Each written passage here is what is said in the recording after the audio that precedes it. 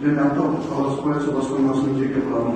Сіздерді Қазақстан Республикасының тәуелсіздік күнімен құттықтаймын. Көп қайрат желбіреген, айбынды, беделді де берекелі, ынтымағы мен бірлігі жарасқан егемен еліміздің игілігі жолындағы міндет ісімізге мол бақыт, жанұямызға береке бірлік, елімізге саулық, амандық және бейбіт аспан тілеймін. Тәуелсіздік күні құтты болсын.